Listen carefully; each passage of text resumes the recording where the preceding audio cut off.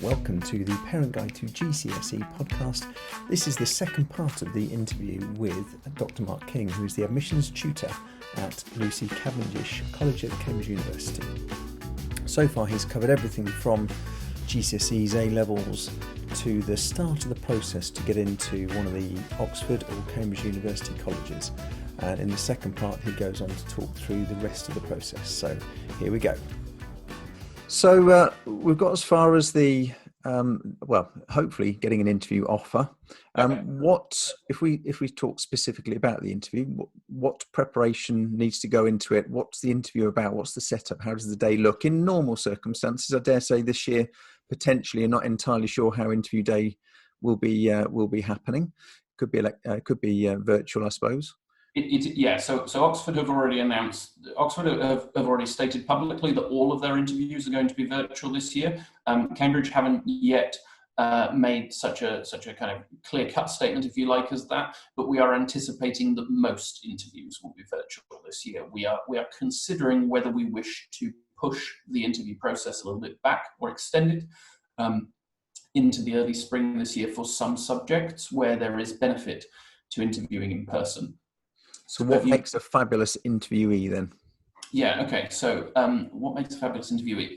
I think the get out of jail question there, answer is that it varies from subject to subject, right? And no two people nice look alike. Yeah, thanks. But broadly speaking, what are we looking for? So the best way to think about interviews is to think of them as a mock supervision. Okay, so remember what I've already said about this unique small group, often one-on-one teaching that we have at Cambridge, right? Think of the interview as being a mock one of those, right? We're recreating that educational environment, we're putting you in it, and we're seeing how you respond to this particular method of teaching, if you're someone who will benefit from this style of teaching that we use at Cambridge. So what sort of things do we do? Well, obviously, we'll ask you all sorts of questions, right? We might ask you questions about things that are in your personal statement. We might ask you questions about things that are in your submitted written work. For some courses, particularly arts and humanities, we require you to send in examples of your essays, and we might ask you questions about those. We might ask you questions about all sorts of other, academic interests that you've expressed to us at various different points in the application process. And we might get into quite a lot of detail about these, actually. If you tell us that you've read a particular book or something, then we might want to know, okay, I've read that too. What did you think of the argument? Or actually, maybe I might say, actually, I've never read that, so I want you to explain it to me. And then I'm going to bring in some context to this. I'm going to add in some information that I know, something that's familiar to me, and I'm going to ask you to consider that in the light of this author's argument, whatever it might be, right? So we're sort of rigging up this academic discussion, as I say, and focusing it on something. And that might be this kind of work that you've submitted in advance, your interest, or it might be something else. It might be something that we have with us. So I might, as a historian, for example, I might give you a historical source and ask you to work your way through it. Right? I might give you some time beforehand in the library to go and read this historical source and to familiarize yourself with it. And then I'll bring you into the interview and I'll ask you what you made of this source, what kind of inferences you might want to draw from it. And I'll add in some context and some information as we go, and I'll try and sort of help you to develop your answers. Yeah. Or for sciences and maths, you might be given a sheet of problems to work your way through in advance. Mathematics, physics problems, you get the idea. And again, you work your way through those, you bring them into the interview, and your interviewers will try and teach you through the material. How far could you get on your own? How much further can you then get if they support you and try and help you to develop your answers to the particular questions? It's all about having these kind of academic, educational conversations and trying basically to teach you whatever we're focusing on. We'll be wanting to explore your ideas and then to see how we can develop them with you. So for each candidate, you have you've already decided what you're going to ask them. Is that so? Because they'll have different subjects, different. Yeah, I think typically, right? So you would, with someone's personal statement, you'll go through and you'll kind of highlight key things that you want to mention and discuss with them. It might link into certain themes that you're interested in or ideas that you've got. So you might try and draw those inferences out and explore them with them. You might also then, as I say, have this kind of set body of additional material that you're going to bring in, right? The whole point of which is that it's new material, exercises that you'll ask the candidate to go through. A very common one for a lot of science and maths degrees at the moment is you give someone a function, and you ask them to sketch the graph of the function, right? Or chemistry, you give them a series of chemical equations, you ask them to run through the equation, balance it out for you and things. Yeah. So think about what we're doing here, right? We're assessing two different things. We are assessing knowledge levels and the foundation of knowledge that you've got, yeah? Particularly, I think, for science and maths, because you have to have that, again, is why the A-levels are important. You have to have that foundation for us to then be able to build on with you at university. If you don't have that foundation knowledge, you will not make progress on the university course. It's as simple as that. So we do need to assess that. And that's what the admissions assessments are doing as well. So you can see this as in a sense checking, if you like, what you know. Do you already know the kind of things that you should know, that you should have gained from your A-level courses to date, such that you have got this academic foundation for study at our university? But then the other thing that we're trying to do is, if you like, to assess the skills that you've developed during your education, so subject-specific skills. So that's why, as a historian, I would give you this completely random historical source. The pretty picture on my wall behind me is an example of the kind of thing that I've used in the past. It's deliberately something that I know about because it's from the period of history that I study, but it's completely obscure to the candidate. They've never seen it before.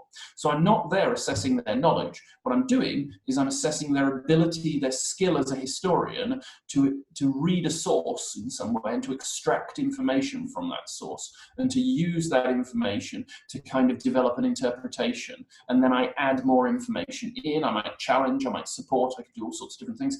And I see how they incorporate that into their argument to develop what they're saying. So the two key things here, if you like, are, do you know what you should know? Have you got the correct foundation of knowledge? And then the second thing is, how do you then respond when we give you something different? Have you got the skills that you need to bring these new ideas in, to bring this new information or evidence in, and to try to make sense of it and to incorporate it into your thinking? Because this is what you will do every single week, right? At Cambridge, you'll attend your lectures, you'll be given your work by your supervisor, but you'll go away and make sense of it in the first instance. You will have to process that yourself first, and then you will bring the products, if you like, of that processing to the supervisor, who will develop them with you. So what we're doing, as I say, is basically mocking up the educational system that we have here and running you through it in a kind of test run scenario and seeing how you respond to this. If you've got the kind of things that we're looking for to really be able to make the most of this system and to flourish in our environment. So from the point of the interview, I mean, anyone who's ever had a job, or everyone's been through an interview process, it's not a pleasant situation. It's something that you're very nervous about. Now, some students, particularly at the age of 17, 18, Yep. are not particularly well equipped. They're not particularly Absolutely. outgoing. Yep. Would that count against them No. in any way at the interview stage?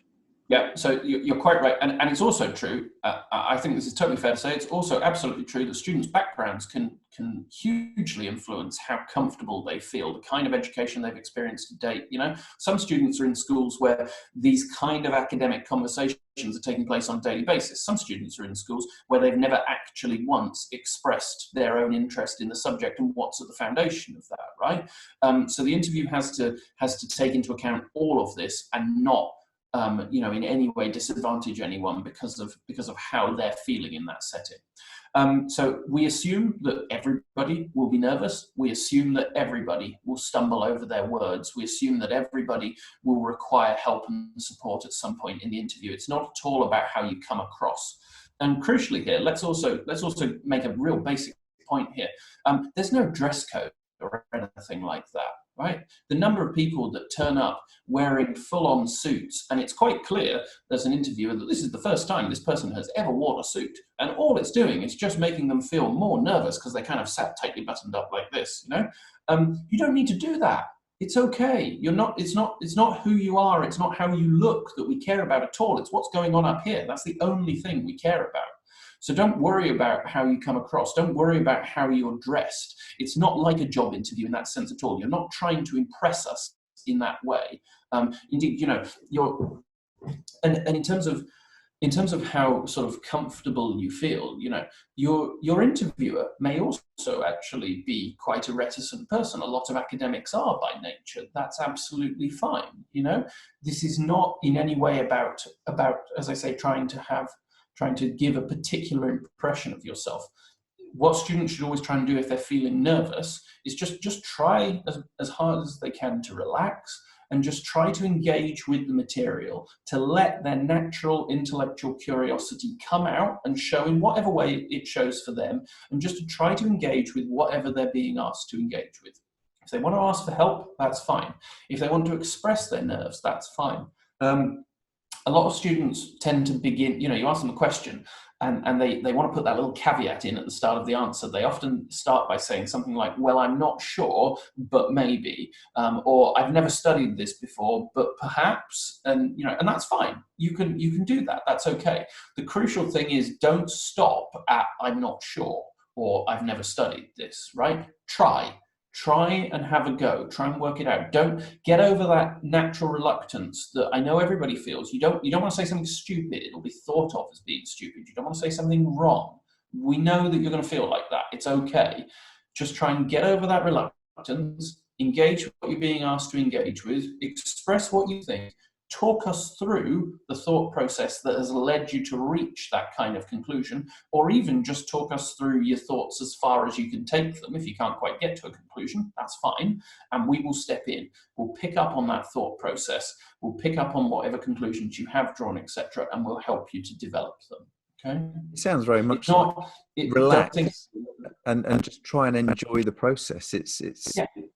Try and enjoy it as an academic conversation, right? Try and see this as hopefully an intellectually stimulating engagement in an intellectually stimulating environment, a chance to come and just talk through some things that are a bit different that you're probably not going to see again, or that you might never seen before. That's fine. See it as what it is. Try and enjoy it for what it is as much as you can. Give it your best shot. Yeah, so just try and talk us through your thought processes. The worst kind of interviews, the ones that go wrong, are where students don't want to express themselves at all. So they give very, very short answers and they won't explain what they're thinking. That's where things end up not where it's working. a stilted conversation where they give a short answer and you're like, you're clearly wanting a bit more information. Yeah. And you can't understand what they're thinking and what's actually led them to that answer. People often assume this is about getting a right answer. There may well not be a right or wrong answer actually to the question you've been asked. It's more an intellectual exercise that's designed to get you thinking about things. So just try and always, as I say, talk us through those thought processes. Best way to think about this, how in a maths exam you get points for showing you're working, right? Think of this as the verbal equivalent of that. So it's how you come to the answer that's almost more important than the answer. A lot of the time. Yeah.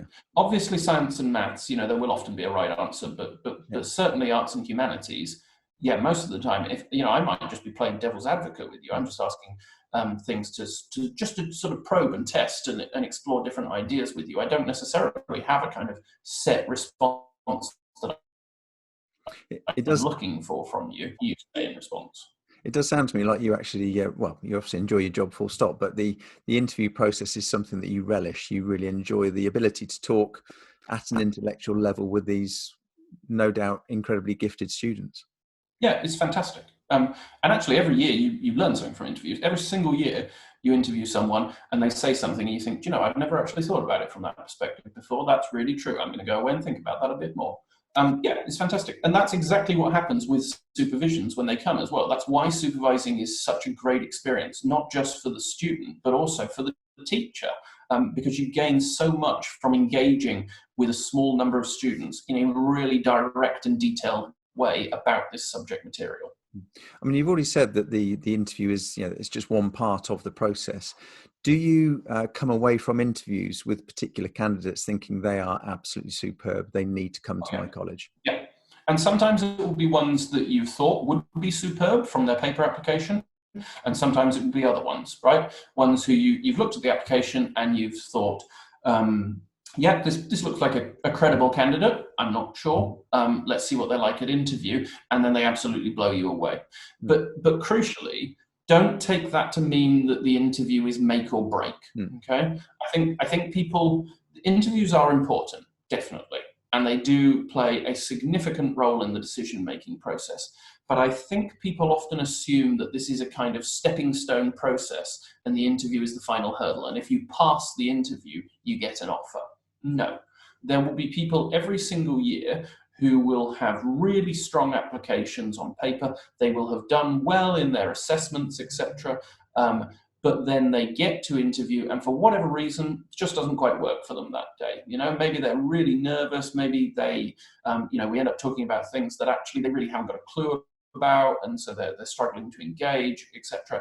And you come away off the back of it, and you think, okay, that didn't go as well as I was hoping it would do. That's a shame. But ultimately, I'm not necessarily going to go back on my original verdict. If all of the other evidence suggests this person is really strong, then you put it down to a bad day at the interview, and it doesn't prevent you making that offer.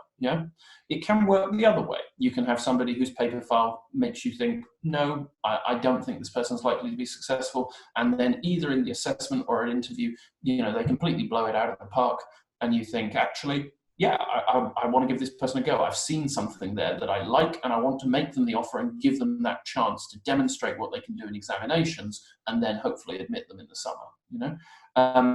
But as I say, don't fixate on interviews. Don't think that they are the absolute make or break moment, because all that will do is just ramp up the pressure on you. They are important, but this is a holistic process. At the end of it, when we're sat there in those decision meetings, we're going through these files, and they're still physical paper files at this point, and we are literally looking at every piece of information we have about the candidate and taking all of it into account when we're making that final decision.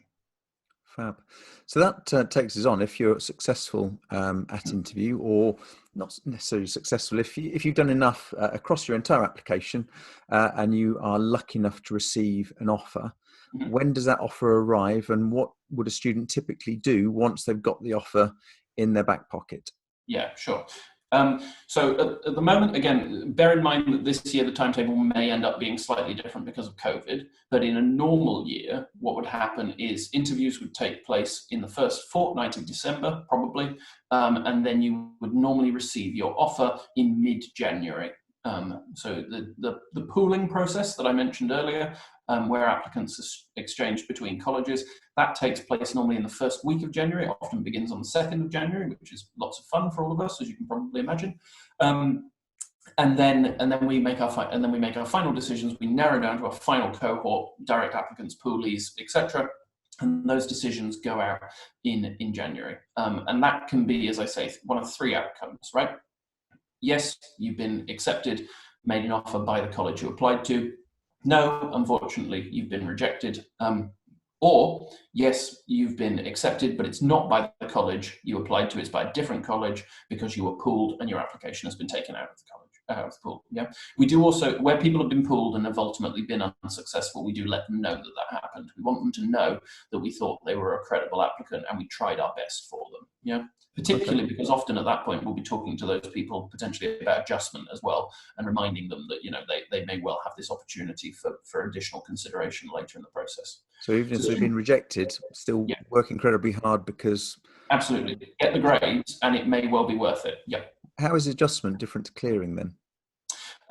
Clearing is typically for people who have either failed the terms of all of their offers, or people who have chosen to reject all of their offers, right? They've withdrawn, if you like, from the initial UCAS process and they put themselves back in for consideration at clearing. Yeah. Cambridge doesn't take part in clearing. We don't have any places available through clearing. Adjustment is a separate process. Adjustment allows people to continue to hold their first choice and their insurance UCAS offer, whilst still making themselves available for consideration by other universities that they consider to be preferable to their first choice. Yeah, so you're sort of trading up in adjustment, if you like, based on your grades. Yeah, go on. So I'm going to say, in terms of the offer being received, you said January. Is there a particular day where they have to sit by their post box, or is it emailed? How does it arrive? Yeah, so they'll get emailed. We'll tell them in advance which date it's going to be. I think this year it's the 16th of January, but we publish in advance the decision day. And what will happen is normally, again, those of us who work in admissions will come in very, very early in the morning and make sure that those emails go out kind of at the crack of dawn so that nobody's left staring at their inbox all day. And so nowadays you get an email straight away that tells you what the decision is, and if it is, and then a formal letter normally follows it up. Yeah, okay. So you get a decision, but sometimes you might have to wait a day or two for the post, if you like, to come with the actual formal letter. Yeah. So potentially stupid question. You get your offer. It is 2 A stars and an A. Yep. Between mid-January and your first exam, the message is you just got to work really hard. Yeah. Now, this interestingly, actually, is an area that a lot of colleges are really thinking about at the university. And it's one of the things that I'm thinking a lot about at the moment, because it does strike me as being the hole in our provision, if you like. There's an awful lot of support at the pre-application stage. There's an awful lot of guidance. When you're actually applying to a college, that college takes you under its wing, and it basically sends you, in some cases, almost daily emails, kind of saying, right, this is now the next part of the process. Here's what you need to do now, etc. And then, I understand that students can often then feel like they get this offer and they're delighted, but equally the grades are terrifyingly high, and then they're kind of left to sink or swim. So there are things that we're increasingly doing, and a number of colleges are now looking at what are effectively mentoring systems, not provided by the university itself, because that would involve conflict of interest, but working with third parties, charities, etc., to try to provide various different kinds of support for students who we identify as having great academic potential, but we're worried for whatever reason may not meet the terms of their offer. So this is, I think, a work in progress, and it's something that the university is continuing to consider. But to my mind, this is an important priority that we should be looking at as a way to really try to ensure that students are given support. To give you an example, a college that I've previously worked at has a scheme where if you are a maths offer holder, so you have to sit these additional exams, the STEP exams that I mentioned earlier, alongside your A-levels. We appreciate that not all schools are going to be able to provide support for STEP candidates, so we used to provide a tutoring system that we paid for ourselves, and it was with a head of mathematics who was now retired from school and who had a connection with the university, and we just used to employ him on a part-time basis to provide this tutoring to try to support these candidates. It was only a few of them, but it was the ones who basically we knew their schools wouldn't be able to help them do this. So we are, I think, increasingly trying to address this problem. We are certainly aware of it, and if students at that stage, you're an offer holder. So if anything, the college only wants to support you more. It wants to keep you even closer. I think that's the stage where, again, if candidates are looking at their offers and are thinking, this is great, but I'm worried, or I have concerns, or something's going on, whatever it might be, always, again, get back in touch with the college, and explain to us what's happening, or explain to us the kind of worries you have. And we'll try and support you in whatever way we can. We can direct you. There's a whole host of online content as well, which is really useful. So we can direct you to all sorts of different resources that we're aware of that are freely accessible, that people can use to try to sort of supplement their in-school studies to give them the best chance of getting those grades. Fabulous. Right now, thank you very much. I mean, we are getting towards the end of the time, I suppose. But do you mind if we just quickly go through some frequently asked questions? Yeah, sure. Which I dare say, I've jotted a few down, but you must get them all the time, so the sort of the more popular ones. Yeah. One thing that I'm interested in is deferrals for this year. Obviously, a lot of people will be under offer at the moment to Cambridge and Oxford, and they're looking at their first year not being normal because of the situation we find ourselves in with the pandemic. Are people deferring? What's your policy on asking for a deferral? Sure. So at the moment, I can tell you that I'm not actually receiving a lot of deferral requests at all, barely any. And that's not just me speaking on part of my college. This is something I'm aware of across the entire university. We've received very few undergraduate deferral requests. The university's policy at the moment is that it won't consider COVID-related deferral requests until confirmation in the summer, because we don't know what those final student numbers are yet going to be. So basically, this will all be considered alongside A-level results in the summer when we have a sense of what our numbers are looking like. And at the moment, basically, we can't really say anything more than that because we simply don't know what the situation is going to be. I think it's worth saying, though, that, the university has been planning for months and will continue to plan to ensure that students have the best possible experience next year. We are going to be open. We are going to be welcoming our students back into our colleges to come and live and study in residence. We will follow the guidelines of Public Health England. We will ensure social distancing protocols are adhered to where they need to be and in circumstances where that's appropriate. We're looking at ways in which we can socially bubble students, to allow for people to mix and mingle in a way that doesn't always require social distancing. We've taken the decision that mass lectures, so this is lectures with large numbers of attendees, will go purely online next year. But that's actually at Cambridge a very small part of our teaching, Practical sessions, laboratory sessions, classes, seminars, and most importantly, those supervisions will all take place in person just like they would normally do. If we free up the lecture halls, we can host classes in rooms that, we can host classes of 10 people in rooms that are designed for 50, and then that's fine. Everybody can sit a little bit further apart. Academics' offices are big enough, and particularly if you're supervising one-on-one, it's fine. You can do this whilst making sure that everybody stays safe. So we do think that we have, still got a fantastic offering for students next year, and therefore our preference is that if you hold an offer for 2020 entry, that you do come in 2020, unless there is some very pressing reason to do with your health or your financial circumstances, whatever it might be, that means that you absolutely cannot take up your offer this year, in which case, that's where you should be letting your college know about that. Going back to the original application process, can you apply to both Oxford and Cambridge? So no, you cannot at undergraduate level. You can at postgraduate, but not at undergraduate level. And the reason for that is because of the complexity of the admissions process. Because we both have these assessments that you would sit at the same time, because we both typically have always run our interviews at exactly the same time. If we were in a position where you could apply to both, it would be administratively even more challenging than it already is to actually make this process work. If both of us were kind of competing to try to get you in on the same day to interview you. So we've always done it that way. UCAS will not let you submit an application; it electronically blocks it. Okay, and as a follow-up to that, so if I apply to Cambridge and then to my 4 other choices, do the other choices know who else you've applied to, or do they only get the information about their particular university? So we cannot tell when you apply which other universities you have applied to. When you actually make your choices, when you accept one as your firm choice and you accept one as your insurance choice, and then reject the others. At that point, UCAS updates, and we can tell which universities you originally applied to, but not at the stage at which your application is under consideration. However, I think it is probably worth saying that, if you apply before the 15th of October, and your grades are in line with the ones that we would ask for at Oxford and Cambridge, universities will often expect that you may have applied to us too.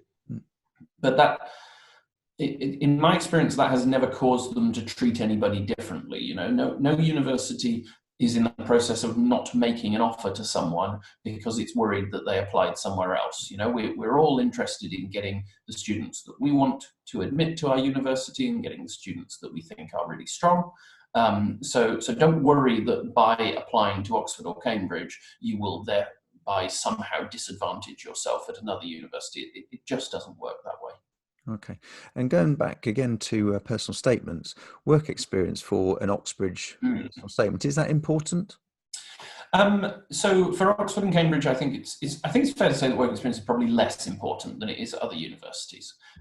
Even in subjects like medicine and veterinary medicine, we are unusual in that we don't have a fixed work experience requirement like other subjects do. Now that said, if you are applying for medicine, if you are applying for vet med, or if you're applying for another course that has a kind of vocational side to it. So I'm thinking here of engineering, or maybe law, perhaps even economics. Architecture is another good example of Cambridge. Courses where the subject does lead into a particular future career. If you have gained some relevant work experience, and you can use that to demonstrate that you understand both the professional side of your course and the academic side of your course, then that can be useful. That's definitely true. But in most other circumstances, I think that work experience is perhaps of less use. We often do get personal statements where students spend an awful lot of time talking about the work experience, and that's fine. And transferable skills that they gain from it are always valuable. But when writing personal statements, and indeed in the application, my advice is always to focus first and foremost on your academic enrichment activities and the things that you've done that have helped you really to understand your subject in more detail. Those are the most important things. To take, again, my subject, which is history, I don't think that there is work experience that makes you a better historian. I think you become a better historian by reading more history, So I wouldn't necessarily look for work experience in an applicant. I think it doesn't mean you shouldn't do it, and people's schools will encourage them to do it. Of course they will. But I think it's always worth trying to think about, on the one hand, what are you going to do in year 12 that's going to be valuable for your university application? And on the other hand, what are you going to do in year 12 that's going to be valuable for your future career? Those two things might not actually be the same. And work experience can be a good example of something that fits into one box, but perhaps not the other one. Okay, because taking the history example, if you have a student as a tutor when this is right, I want to do history at university, fantastic. But right, what work experience do I do? Do they go to the local museum? It's exactly not relevant. No, and indeed, and I've had those exact conversations with students at interview. They go, "Oh, my work experience was really useful," and I go, "Well, do you want to work in a museum one day?" And they go, "Oh no," and you say, "Well, how was it useful then?" Or I helped teach history in school. Okay, do you want to be a teacher? Oh no. Well, again, what did you actually learn about the past by doing this? That's what I care about. So I certainly think for arts and humanities, that's fair. As I say, for certain subjects with the vocational dimension can be useful. And I'd never encourage someone not to do work experience. Of course not. You gain an awful lot of things by doing this, right? But as I say, keep in mind always, is it academic? Is it relevant to the subject I'm applying for? Yes, then fabulous. Talk about it in the personal statement. That holds true for everything. Is it not academic? Is it not relevant actually to the subject that I'm applying for? And this holds true for a whole range of extracurricular activities as well. If you're not applying for a sport course, then actually I'm not particularly interested in whether you play sport at a good level. It's a fantastic thing that you do, but it's not going to influence my academic decision of you. If you the classic one is the number of students that always talk about how Duke of Edinburgh Award gave them leadership skills and things. Again, I'm not saying it was a bad thing for you to do. I'm sure it was hugely personally valuable. But my judgment, first and foremost, is an academic one. I'm assessing whether or not I think you will make a good student on our course, not actually all of these other skills. Those are important to you in different ways. So, reading around the subjects is way more important than far more important. Around we call it supercurricular enrichment, right? Anything that you've done, so that means literally going above and beyond what you're doing in school. Anything that you've done that is academic, relevant to the subject, and is engaged and learn. Future Learn courses are a perfect example of this kind of thing. A way of developing your knowledge of subjects in a little bit more detail, going a bit beyond your kind of formal school curriculum. And EPQ is another good example of this kind of thing because nobody makes you do one. It's not compulsory, it's part of A-levels. There are all sorts of things. And again, as universities, we publish great big long lists of suggested resources for subject enrichment. But always focus on the academic and the subject focused, not the extracurricular and the broad. We're not like, I think there is this assumption that we're like the Ivy League universities in America. The Ivy League universities seem to want people to be incredibly broad, varied individuals who've got kind of every single skill. They work for charities, they've climbed every mountain, they've done all sorts of interesting things, they play every instrument in every sport, etc. No, we're not interested in that at all. We are making an academic judgment on you. Our first and foremost question is, will you be a good student on our course? And actually, if I can say, I think that's fairer as well. Because I think if you have an admissions policy that requires students to have had all sorts of different opportunities in life, you are actively disadvantaging students who haven't had that for whatever reason. If instead you level the playing field and you say this is simply about assessing your academic ability and letting your natural talent shine through regardless of your background, I think that is so much fairer. Yeah, I totally agree, because obviously different schools have a far bigger after-school extracurricular offer, if some schools don't do that, then the students shouldn't be disadvantaged. No, not at all. Well, thank you very much. That's all my FAQs. Have you got anything else you'd like to add, just for the benefit of anyone considering an application that I haven't brought up already or we haven't discussed So yet? I think we've discussed all of the main ones that I kind of get asked. The only other question, and this relates more to perhaps why you might want to consider the university rather than the actual application process. The only other thing I often get asked is the question again about is the question about money and how much this costs and whether it's worth it, etc.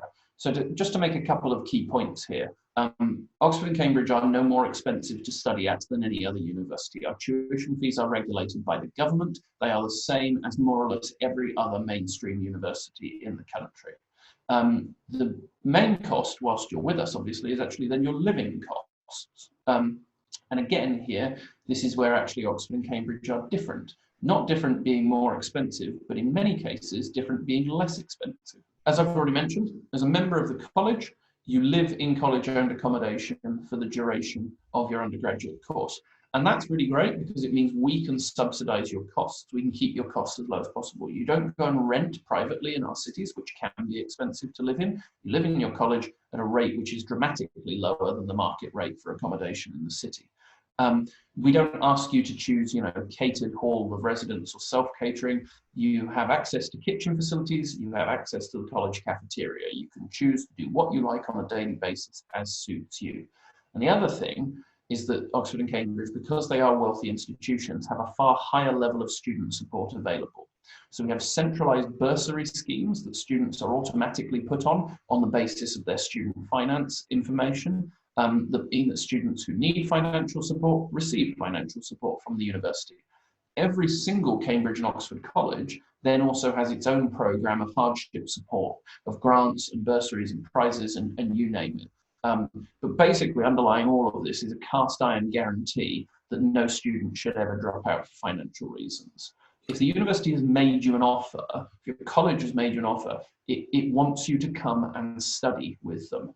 And if that means that we need to give you significant financial support in order to enable you to take up that offer, then we will do that. That's absolutely fine. These are, as I say, wealthy institutions, and we are fully prepared to do that to enable our students to come and engage with us. We are not universities that believe that our role is to make money for our students. We are universities that believe that our role is to give you the best education we can possibly give you and to ensure that people who deserve access to that education do get access to it. So as I say, if that means financially supporting students, then that's fine. That's a fantastic message and I think a perfect place to finish. So thank you very much, Dr. Mark King. Thank you very much.